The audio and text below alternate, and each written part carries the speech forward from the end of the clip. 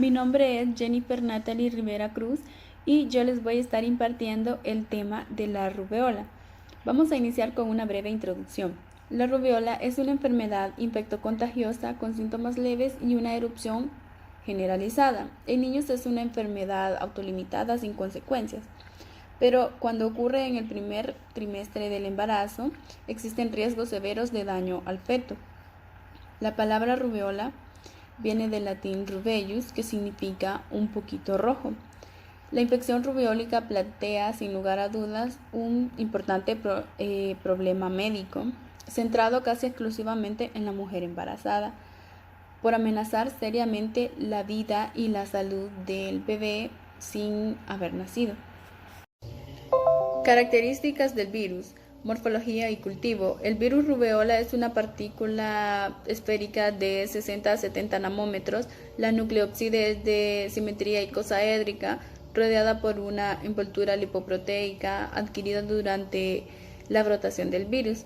Desde las vesículas citoplasmáticas o de la membrana plasmática, la envoltura contiene lípidos de la célula hospedera y polipéptidos virales, incluyendo uno o más glicopéptidos en proyecciones o espículas. El RNA es lineal, inefectivo, de polaridad positiva, de cadena única, y su genoma es de 10 kb. El virus replica solo en el citoplasma y madura por brotación. El virus puede ser aislado en líneas celulares como RK13, AGMK, aunque es de difícil cultivo, y ese es un motivo por el cual no se utiliza habitualmente para diagnóstico. En las células Vero, que es un linaje celular para cultivos celulares, puede hallarse altos títulos del virus, por ello se utilizan para obtener antígenos para pruebas diagnósticas. Las titulaciones pueden realizarse por diferentes métodos. Inicialmente se utilizó un ensayo de interferencia con la replicación en cultivos infectados con paramyxovirus. La acción citopática, que se abrevia ACP, que produce el virus rubeola en veros, es difícil reconocer, especialmente a baja multiplicidad de infección. El tratamiento del virus a pH ácido induce cambios conformacionales irreversibles en las glicoproteínas E1 y E2, que lleva a una mayor exposición de E2 y permite que el virus se fusione con las membranas lipídicas adyacentes, formando células gigantes con múltiples núcleos o sincicios. Utilizando este conocimiento se desarrolló un método que consiste en tratar cultivos de vero al sexto día, o sea, post-infección, con pH ácido por 5 minutos, y luego continuar con la incubación en pH neutro a las 16 horas, o sea, post-tratamiento. Se observan los sincicios a las 16 horas post-tratamiento, se observan los sincicios. Este método es útil para titular cepas de rubeola. Otro método en el ensayo de placas baja agarosa, de placas baja agarosa. Los títulos virales obtenidos por ACP, sincicios y plaqueo son similares. Proteínas estructurales y no estructurales. El virión contiene 3 polipéptidos mayores, que es E1, E2 y C. El E1 y E2 están glicolizados y localizados externamente sobre la envoltura viral. E2 está presente en el virión de dos formas, que sería E2A y E2B. El mapeo peptídico mostró que ambos son muy similares y no están estructuralmente relacionados a E1 y C. La diferente movilidad electroforética podría estar relacionada al número de glúcidos en las moléculas. La proteína C está relacionada al RNA genómico, formando la nucleópside.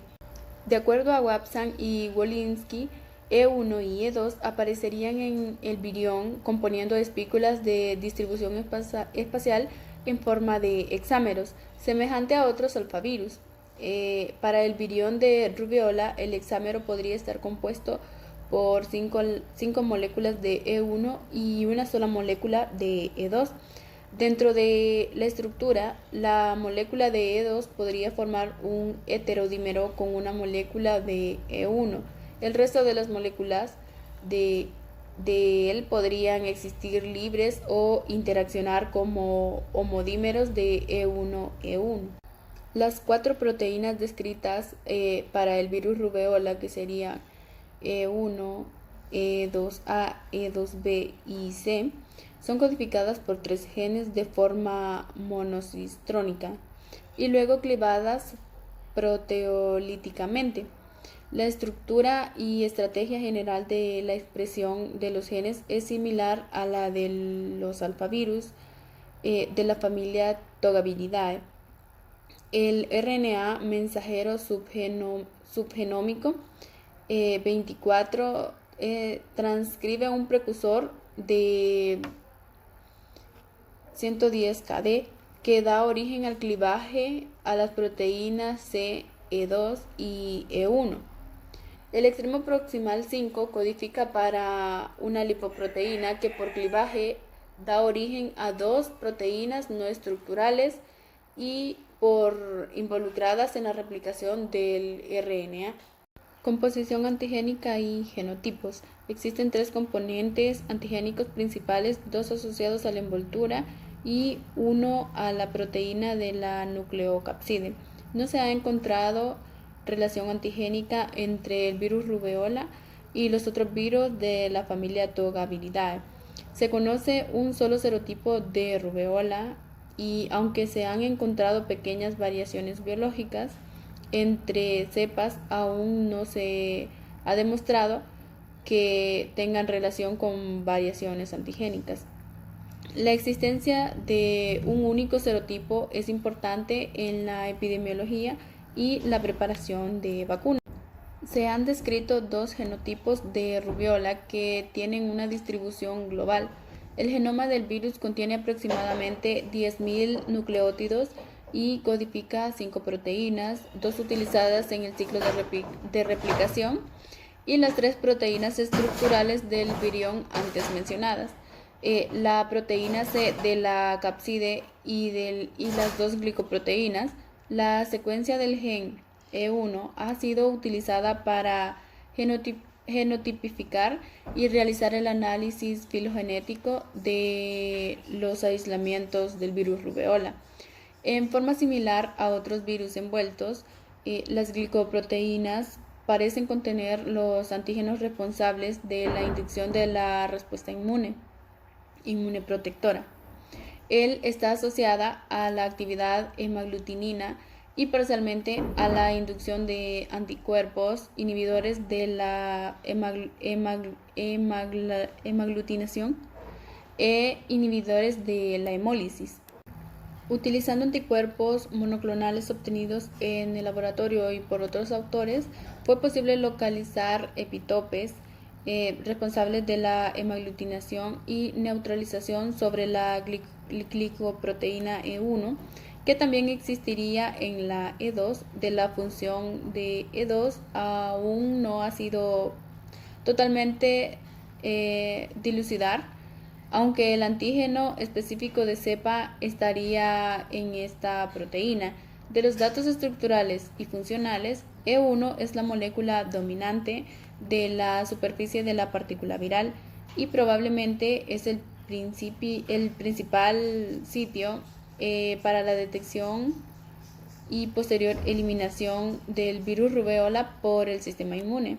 Durante la replicación del virus también se codifican proteínas que no se incorporan al virión. Estas proteínas que también inducen una respuesta de anticuerpos se denominan antígenos solubles.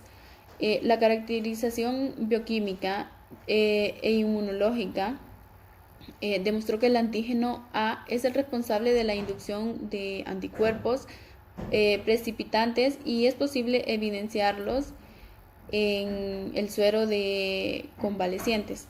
Por el contrario, el antígeno B induce anticuerpos precipitantes que caen a niveles indetectables. A poco tiempo de transcurrida la infección, los antígenos solubles son utilizados en las pruebas diagnósticas de la aglutinación en partículas de látex. Cuadros clínicos y etiopatogenia. Rubeola postnatal. El virus ingresa por vía respiratoria. El periodo de incubación de la enfermedad es de 14 a 21 días. Las manifestaciones clínicas de la rubeola postnatal comprenden en una erupción que habitualmente comienza en la cara, luego se disemina en el cuello y luego sigue en el tronco. La erupción aparece 2 o 2 días luego de los síntomas y consiste en unas máculas rosadas de menos de 3 milímetros de diámetro. También puede presentarse eritema en el paladar. Las adenopatías son de localización posauricular, suboccipital y laterocervical. Aparecen antes de la erupción y perduran por algo más de una semana. El paciente presenta escasa fiebre y ocasionalmente alguna manifestación respiratoria alta. La erupción, que no siempre está presente, no es diagnóstica, ya que puede ser similar al de otras infecciones virales. En adultos son frecuentes las manifestaciones articulares que se presentan como poliartralgias y a veces como poliartritis. Las articulaciones metacarpofalángicas proximales, que son las más afectadas, pero también suelen participar las rodillas y los tobillos. El dolor puede ser leve o intenso y por lo general desaparece en menos de 2 semanas. Estas manifestaciones articulares se atribuyen a depósitos de complejos inmune al nivel sinovial. Raramente puede presentarse hepatitis, encefalitis y púrpura trombocitopénica. La complicación más seria de la infección postnatal por rubeola es la encefalitis postinfecciosa. Su frecuencia es de una persona cada 6.000 infecciones. Los síntomas aparecen en forma explosiva 1 a 6 días después de la erupción, como cefalea, vómitos, rigidez de nuca, letargo y convulsiones generalizadas. El LCR es claro con 50 células por milímetro. El electroencefalograma está alterado. El tratamiento es sintomático y el enfermo habitualmente se recupera completamente a los pocos días, si bien se ha observado solo un 20% de mortalidad. Patogenia. La puerta de entrada es respiratoria. El virus rubeola aplica inicialmente en el epitelio respiratorio y ganglios linfáticos locales. Esto es seguido de una viremia y de la diseminación del virus a través del tracto respiratorio alto. El virus puede recuperarse de secreciones faríngeas y de la sangre desde una semana antes de la aparición del exantema. Y durante este también se le ha aislado de leucocitos e hisopados conjuntivales. La inmunidad que sigue luego a la infección dura de por vida y es demostrable por pruebas serológicas. Eso significa que si ya nos dio rubeola en nuestra niñez, o sea, postnatal o ya grandes, una vez pasada la infección no nos vuelve a dar porque es una inmunidad que ya nos quedó de por vida. La primera respuesta de anticuerpos específicos que se detecta después de la erupción es del tipo IgM. A la semana del comienzo de la erupción están presentes todos los tipos de inmunoglobulinas como IgG, IgA, IgD, IgE. Las primeras IgG específicas que aparecen son subclase IgG1. Se han detectado anticuerpos anti-E1 y anti-E2 en sueros obtenidos de periodos alejados de la infección, citotoxicidad mediada por linfocitos y secreción de linfoquinas. La inmunidad celular persiste indefinidamente después de la infección, así como las IgG específicas. Rubeola congénita. La infección congénita se produce en un organismo totalmente inmaduro y presenta el comportamiento característico de las infecciones virales crónicas. La infección fetal se produce por un pasaje de los virus presentes en la circulación materna o viremia a través de la placenta. El virus coloniza la placenta y se ha sugerido que la infección fetal ocurre a consecuencia de la descamación de las células coriónicas infectadas que ingresan su circulación a manera de émbolos infecciosos. Si aceptamos que la infección fetal ocurre en casi todos los casos de infección rubeólica primaria durante el primer trimestre del embarazo y comparamos su incidencia con la menor incidencia de malformaciones congénitas, es posible afirmar que la infección intrauterina no siempre conduce a malformaciones genéticas. A veces ni siquiera da origen a la rubiola clínica en el niño infectado. Podría decirse que la gravedad de los síntomas de la rubiola congénita estaría más bien relacionada con la gravedad de la infección fetal que con su mera presencia. El riesgo de rubiola congénita depende del mes de embarazo en el que la adquiera la infección primaria. En general, el 16% de los niños tienen defectos al nacer cuando la madre adquirió la infección durante los primeros 3 meses del embarazo. En un análisis de 15 estudios prospectivos, Lidstrom en 1962 estimó que el riesgo de daño fetal fue en un 33% cuando la infección materna ocurrió en el primer mes del embarazo, el 25% cuando ocurrió en el segundo mes y el 9% cuando ocurrió en el tercero y el 4% cuando ocurrió en el cuarto mes. No se ha demostrado que las reinfecciones maternas causen daño fetal. Manifestaciones clínicas de la rubéola congénita. Las consecuencias de la infección fetal con virus rubéola pueden ser aborto espontáneo o niño prematuro, recién nacido normal, continuar normal o presentar defectos durante la niñez, enfermedad congénita, malformaciones clínicas. En la visión pueden ser las cataratas, la microptalmia, la retinopatía pigmentaria, la opacidad corneana, el glaucoma, la hipoplasia del iris. En el sistema cardiovascular pueden ser el ductus arterioso, la estrechez de la arteria pulmonar o sus ramas, la estenosis aórtica o renal, la comunicación interventricular, el miocardio. En el oído y en el sistema nervioso central pueden ser la sordera sensoneural o perceptiva, el autismo, la microcefalia, la meningoencefalitis, la hipotonia, hipertensión endocraniana, y otros síntomas pueden ser la púrpura trombocitopénica, la hepatosplanomegalia, la hepatitis y la osteopatía. Durante el primer año de vida, los niños con rubéola congénita manifiesta tienen mayor probabilidad de morir que los niños normales. Además, dado que se trata de una infección crónica persistente, sus consecuencias pueden aparecer hasta varios años después del nacimiento, como por ejemplo ocurre con los defectos en la audición, con o sin algún grado de retardo mental. Patogenia del daño fetal. Diversos factores pueden intervenir en la producción de daño fetal. Las lesiones histopatológicas de la placenta disminuirían el flujo sanguíneo fetal y retardaría su crecimiento. La vasculitis y necrosis endotelial en vasos fetales podrían ser causa de las anormalidades vasculares. También se ha descrito alteraciones cromosómicas, la demostrada actividad antimitótica del virus.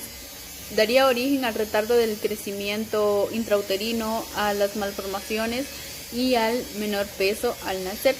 La acción citopática del virus, aunque moderada, explicaría el daño de miocardio, oído y otros órganos. La persistencia de la infección viral durante toda la vida intrauterina y parte del primer año mantendría una agresión continua capaz de conducir a meningoencefalopatía, sordera y otras expresiones tardías de la rubiola congénita.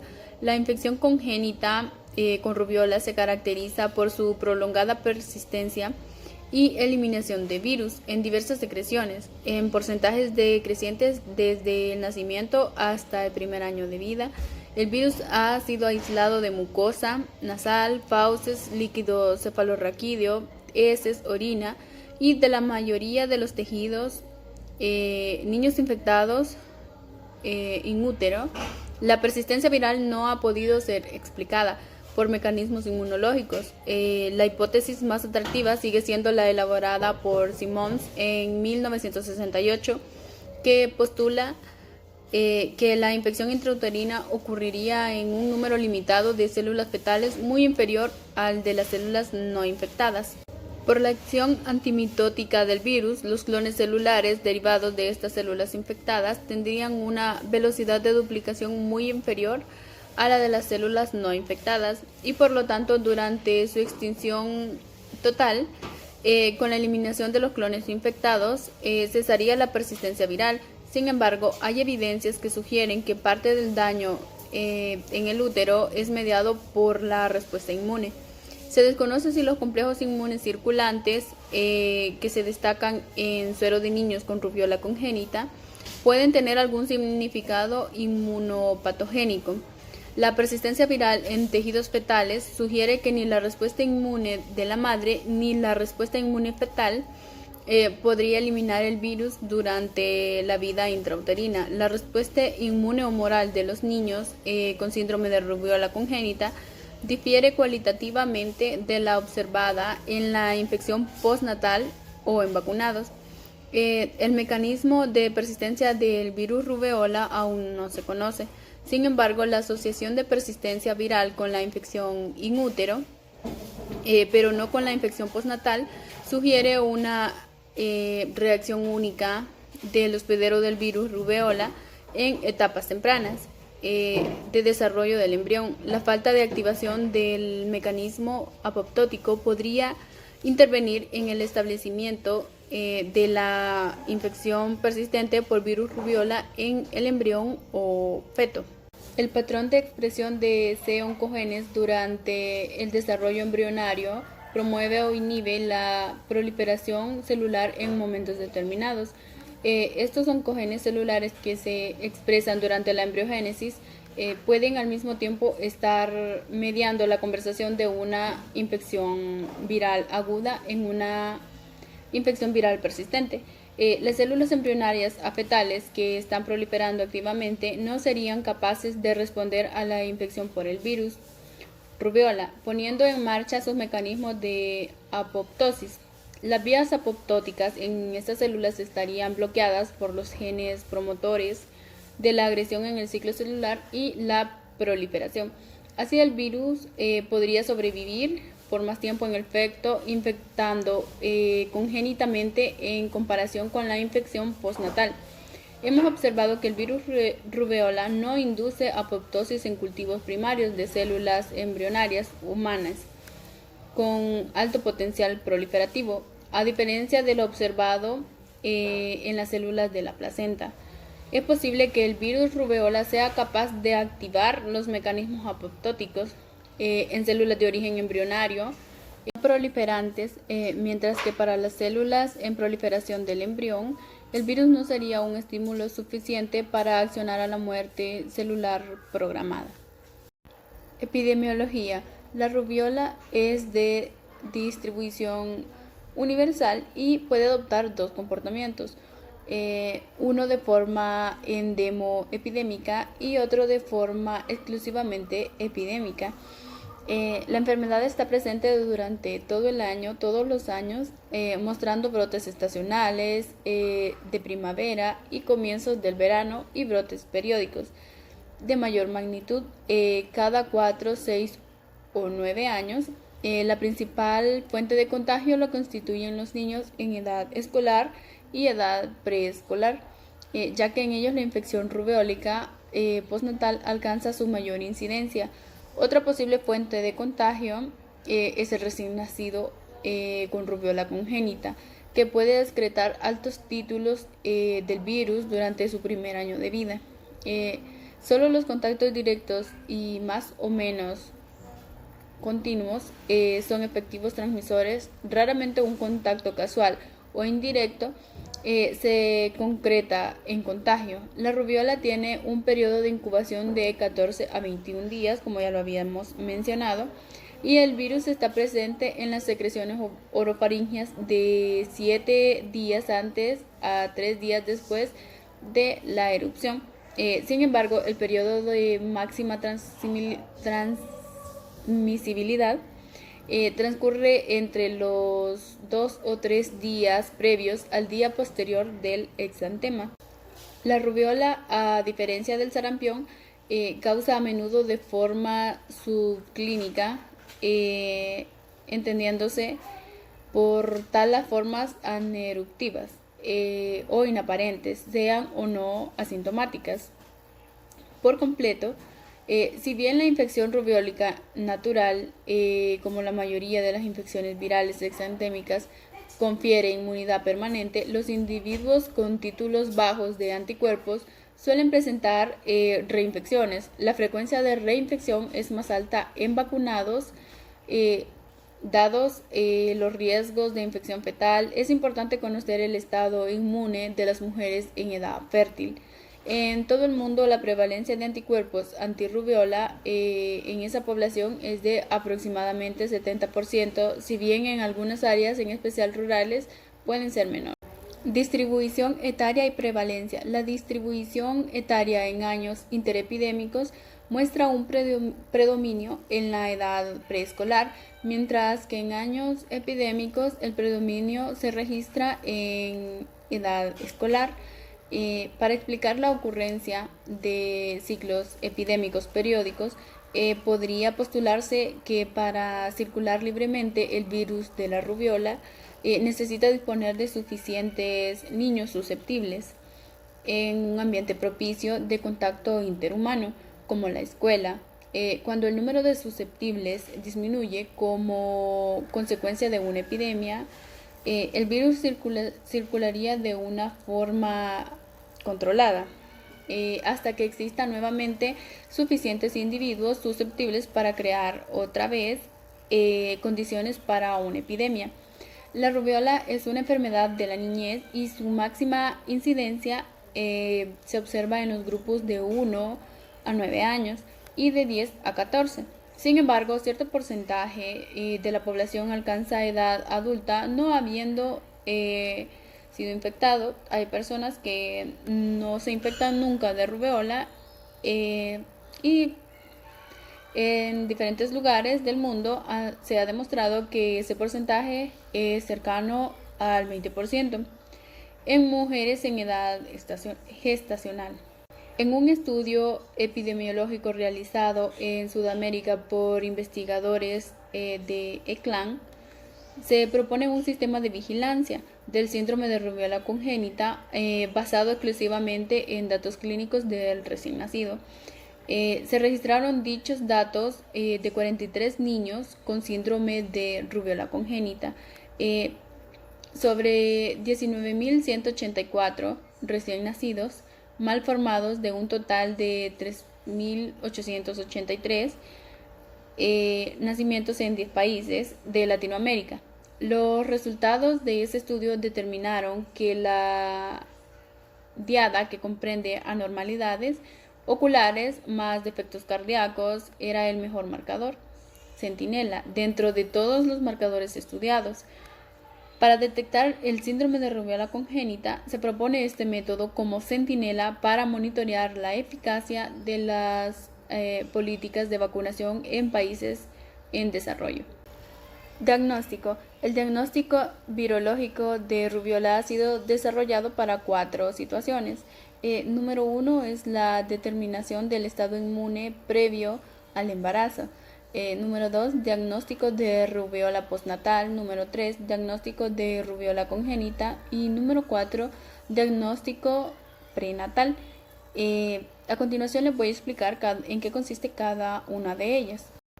Primeramente tenemos la determinación del estado inmune. Esta serología debe ser solicitada por el médico de familia o por el ginecólogo en toda mujer en edad gestacional y en embarazadas en la primera consulta.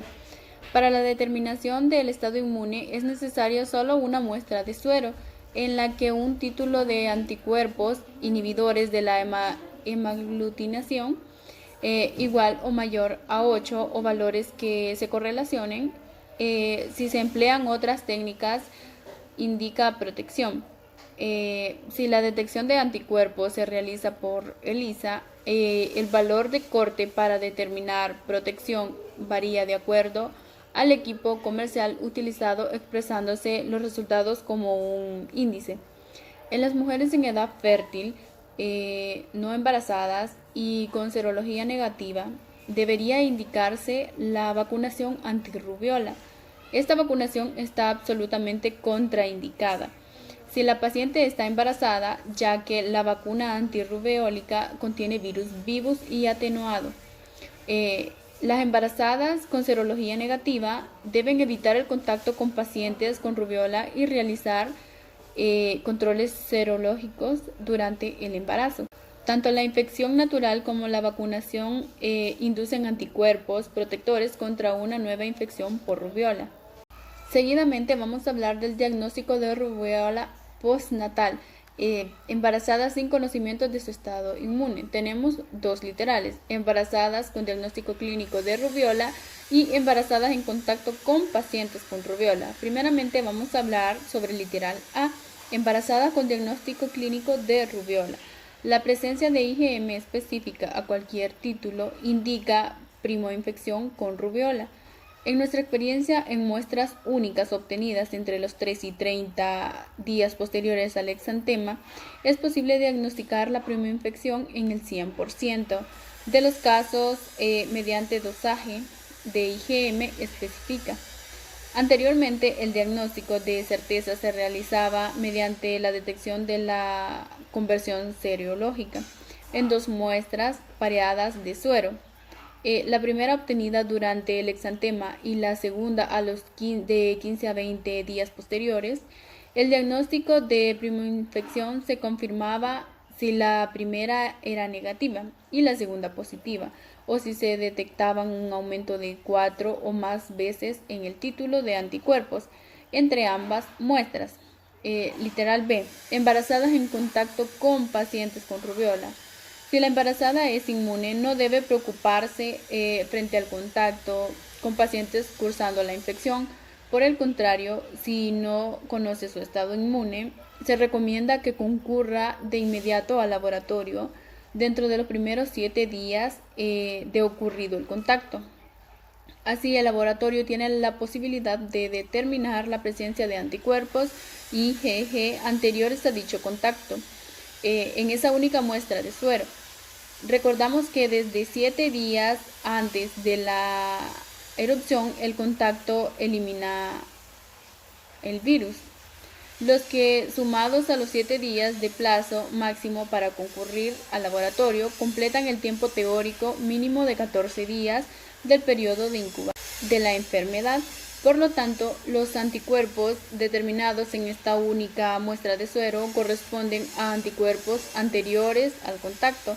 Si la embarazada concurre al laboratorio después de los 7 días del contacto y su suero resulta positivo, debería realizar la detección de IgM para confirmar o descartar una infección reciente.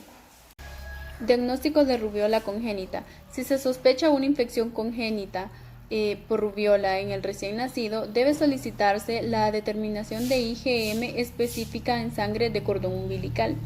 Si el resultado es positivo, quedará confirmada la infección congénita.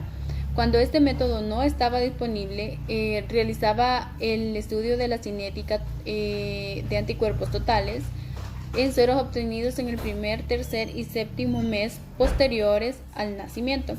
Dada la transferencia pasiva de IgG antirrubeola de la madre, el feto por vía transplacentaria, se podría observar un alto título de anticuerpos en el suero del niño durante el primer mes de vida extrauterina y luego un descenso del título hasta negativizarse en sucesivas muestras.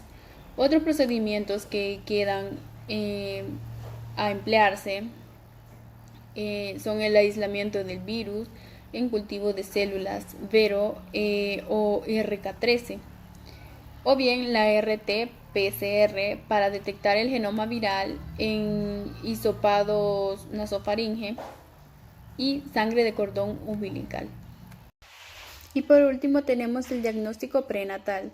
El diagnóstico prenatal puede intentarse mediante una RT-PCR para la detección del genoma viral en muestras de líquido amniótico o de vellosidades cariónicas. Entre las semanas 17 y 21 de gestación, en estos procedimientos, además del riesgo por la obtención de la muestra, no siempre se logran resultados verdaderos de infección del feto, ya que puede llegarse a un resultado positivo en líquido amniótico y vellosidades cariónicas y no estar infectado el feto. También puede detectarse IgM específica en sangre fetal obtenida por cortosíntesis entre la semana 21 y 23 de gestación. Métodos diagnósticos. El virus rubeola es de difícil cultivo, como ya lo habíamos mencionado anteriormente. Por ello, el diagnóstico de la enfermedad se determina habitualmente por serología. El aislamiento del virus en cultivo se utilizaba anteriormente para confirmar epidemias y en la actualidad solamente se emplea para obtener cepas con el objeto de realizar la genotipificación de los síntomas. Los anticuerpos IgM aparecen pocos días después del exantema, alcanzan su pico a los 10 días de la aparición de los síntomas y luego disminuyen a niveles indetectables en semanas o meses. Esta rápida aparición de la IgM tiene un enorme valor en el diagnóstico. Los anticuerpos IgG alcanzan su pico a los 15 y 10 días y permanecen detectables durante décadas y hasta de por vida. Numerosos métodos se han desarrollado para el diagnóstico serológico. Número 1 tenemos la inhibición de la hemaglutinación, que fue el primer método utilizado y es el considerado estándar por la Organización Mundial de la Salud. Este método dosa IgG e IgM totales específicas. Se basa en la detección de anticuerpos inhibidores de la hemaglutinación que fueron inducidos por antígenos glicoproteicos de la envoltura viral. Estos anticuerpos se correlacionan con los anticuerpos neutralizantes y su presencia indica protección contra una nueva infección con el virus. Los títulos iguales o mayores a 8 se consideran protectores previo a la realización de esta prueba. Debe tratarse los sueros para eliminar inhibidores en específicos de la hemaglutinación. La correcta eliminación de estos inhibidores puede dar resultados falsamente positivos. Por esta razón, este procedimiento se realizaba en laboratorios especializados. También tenemos la enzimoinmunoanálisis. A partir de 1983 se desarrollaron numerosas técnicas de ELISA para detectar IgM o IgG específicas por rubeola. Existen reactivos comerciales, lo que permite que los laboratorios no especializados puedan realizar esta serología. Sin embargo, es necesario resaltar que los resultados deben ser correctos e interpretados en el marco de la historia clínica y los datos epidemiológicos. Estas pruebas se informan como positivas inmune si es mayor a 15 UL sobre mililitros o negativas serían no inmune. También tenemos la hemaglutinación pasiva. Es la prueba más rápida y menos compleja que la IHA. Se utiliza para realizar tamizajes o pruebas de screening con el objeto de determinar el estado inmune a rubiola, pero no se le recomienda para cuantificar anticuerpos o confirmar enfermedad. Los resultados son expresados como positivos inmune o negativos no inmune. No se requiere tratamiento previo del suero, pero los títulos positivos bajos son de muy difícil lectura. Complicaciones. Un lactante que adquiere la infección dentro del útero puede ser normal al nacer, pero es probable que tenga una amplia variedad de manifestaciones que incluyen cataratas y glaucoma de inicio inmediato, microptalmia, retraso psicomotor, malformaciones cardíacas congénitas, estenosis de una rama de la arteria de la aorta, organomegalia y exantema maculopapular. En general, a menor edad gestacional al momento de la infección, más grave podría ser el padecimiento. La complicación principal durante el segundo trimestre es la sordera, la excreción viral en la garganta y la orina. Persiste durante muchos meses a pesar de hallar concentraciones altas de anticuerpos. Profilaxis y vacunación. Actualmente existen vacunas seguras y efectivas para la rubiola. Estas vacunas son a virus vivo y atenuado y puede contener las cepas RA27/3 o las cepas Sendai. Ambas cepas inducen anticuerpos circulantes protectoras y también IgA en mucosas, lo que permite bloquear la puerta de entrada.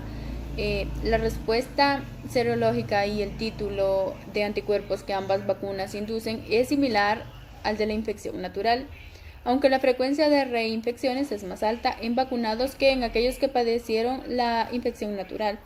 Existen dos estrategias de vacunación. Una consiste en vacunar a todos los niños para evitar la circulación del virus en la población. Es la metodología que ha empleado Estados Unidos. La otra estrategia que requiere realizar previamente la detección del estado inmune es vacunar solo a las mujeres en edad fértil, no inmunes y en contacto con niños. Esa técnica es la que es usada en Inglaterra. Se destaca que si por razones epidemiológicas se hiciera necesario administrar refuerzos de vacuna antisarampionosa, debe emplearse en vacuna monovalente solamente para sarampión, ya que las excesivas dosis de CRP pueden generar artropatías inespecíficas por dosis excesivas de virus rubiola. Debido a que la vacuna es a virus vivo y atenuado, produce viremia. Está contraindicada durante el embarazo. Además, la mujer vacunada debe evitar la concepción en 3 meses siguientes a la vacunación, ya que se ha detectado casos de infección fetal por cepas vacunales. Así que las mujeres embarazadas deben tener cuidado con eso. Varios estudios sobre la utilización de gamma-globulina humana ha demostrado que no evita la viremia y en muchos casos puede enmascarar o retrasar la aparición del exantema. Podemos ver aquí cómo en el esquema de vacunación a los 12 meses podemos aplicar la triple viral tipo SRP para prevenir la rubiola. También de 15 a 10 meses se puede aplicar de igual manera la triple viral tipo SPR. Y al grupo de personas que padecen enfermedades crónicas podemos aplicar la SR igualmente para prevenir la rubiola. Este ha sido mi aporte. Muchas gracias.